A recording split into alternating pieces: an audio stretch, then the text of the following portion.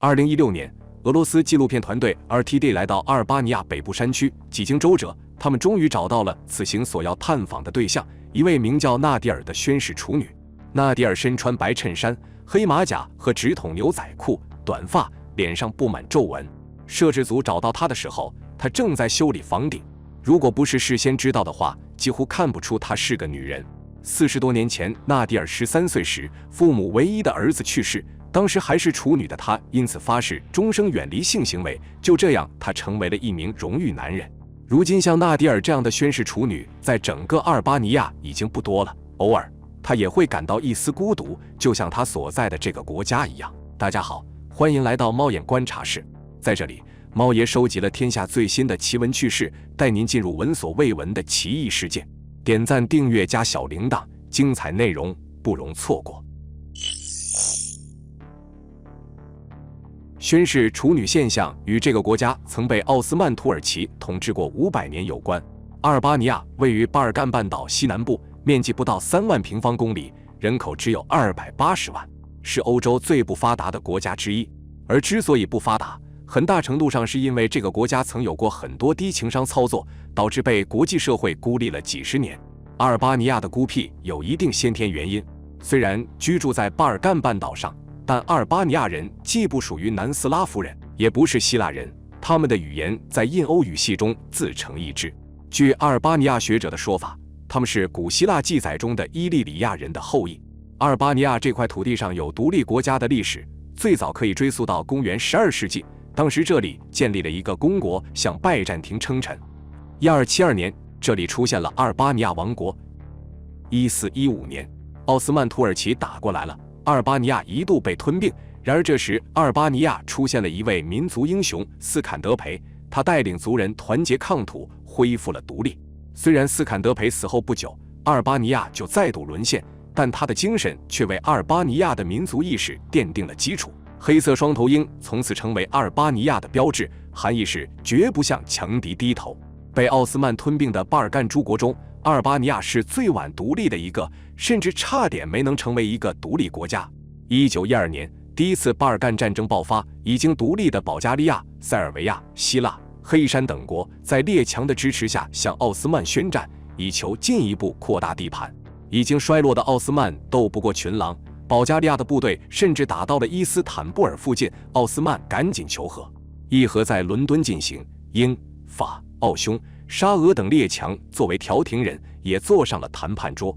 当时阿尔巴尼亚还是奥斯曼的一部分，但其临接地中海，与意大利隔海峡相望的地缘位置，让塞尔维亚等巴尔干内陆国十分眼馋。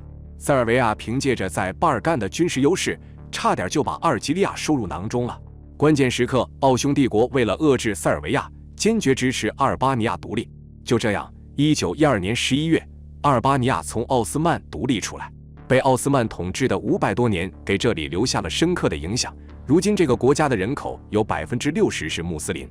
独立后，邻居们对阿尔巴尼亚的觊觎并没有罢休，他仿佛生活在群狼环伺之下。希腊想从他那儿多占点海岸线，马其顿想从他那儿多分点普里斯堡湖，北边的塞尔维亚以及后来的南斯拉夫甚至想直接吞了它。正是在这样的先天条件下，1945年，阿尔巴尼亚迎来了恩维尔霍查。1944年，阿尔巴尼亚从法西斯手中独立。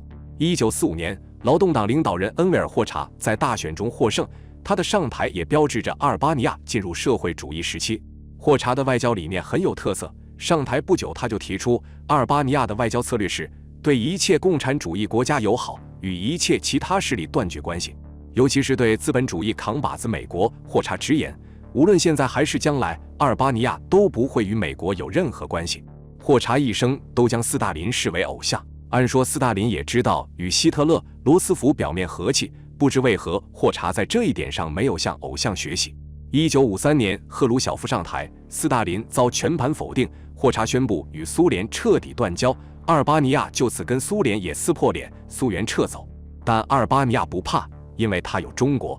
截止70年代末的20余年里，中国向阿尔巴尼亚提供的援助总价值超过100亿人民币。1972年，阿尔巴尼亚防长率团访华，要求中方提供大量坦克，以协助他们在亚得里亚海沿岸部署防线，遭中国拒绝。同年，尼克松访华，中美建交。霍查得到消息后十分恼火，指责中国也走了修正主义路线。1976年，意识到国际局势有变，霍查立法禁止一切形式的对外经济、金融和外国贷款，严格控制国内外来往，关闭对外旅游。阿尔巴尼亚进入闭关锁国时期。至此，该国与美苏两大强权、近邻南斯拉夫、多年援助他的中国全都决裂了。好像大清的闭关锁国也没这么彻底。这样的自我孤立行为一直持续了10年，直到1985年他在任上去世，继任者阿里亚上台后才赶紧修复外交。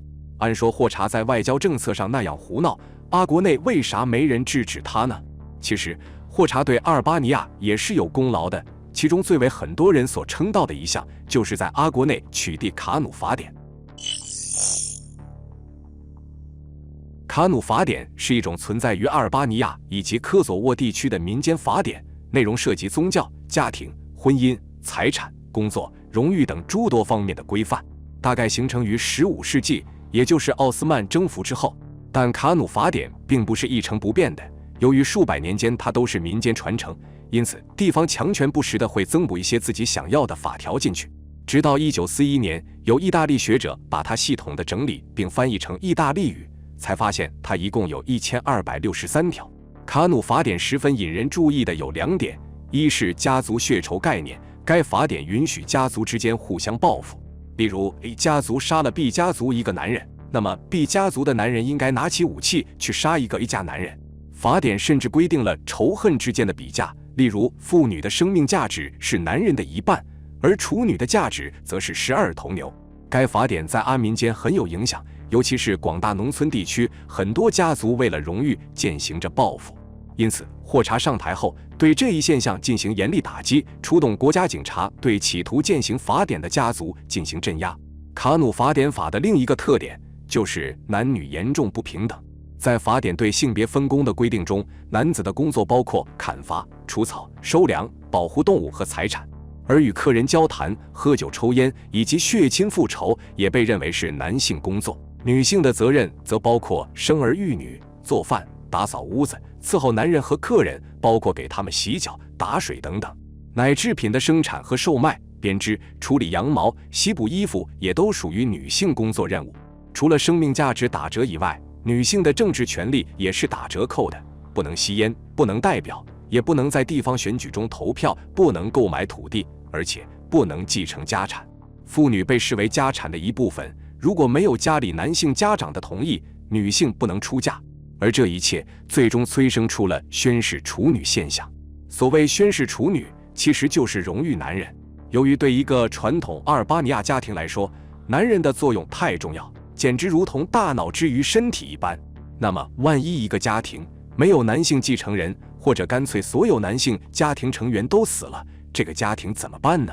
还活着的女性成员怎么生活呢？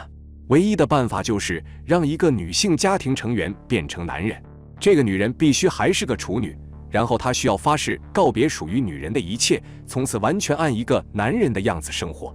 此后她就不能再洗衣做饭，而是要做伐木收粮的活。她必须男人打扮，而且男人见了她不能再当她是女人，而是要跟她称兄道弟，一起抽烟，一起喝酒。那为什么成为荣誉男人之前一定要是个处女呢？只能说在阿尔巴尼亚人严重的重男轻女思维中，一个女人是不是处女对他们来说有神圣的差别。如今阿尔巴尼亚非常流行处女膜修复术，据官方统计，首都蒂拉纳每天都有10起这样的手术。而由于这一手术在阿尔巴尼亚本身是非法的，因此都是秘密进行，因此实际数量很可能更多。冒着违法和感染的风险，在黑诊所进行处女膜修复，阿尔巴尼亚女人之所以如此，都是为了能在本国婚恋市场上更有竞争力。这也从侧面反映了阿尔巴尼亚人的处女情结有多深。自古以来，重男轻女便是一大社会难题，誓言处女的出现更是直接证明了社会对女性的残酷。现如今，女性能有现在的地位，离不开一代代先辈的努力。好了，本期内容到这里就结束了。大家认为导致重男轻女现象的最根本因素是什么？欢迎在下方留言互动。最后再求一波点赞和订阅。如果你喜欢我的影片，千万别忘了按下小铃铛，这样才不会错过接下来的精彩影片。我们下期节目不见不散。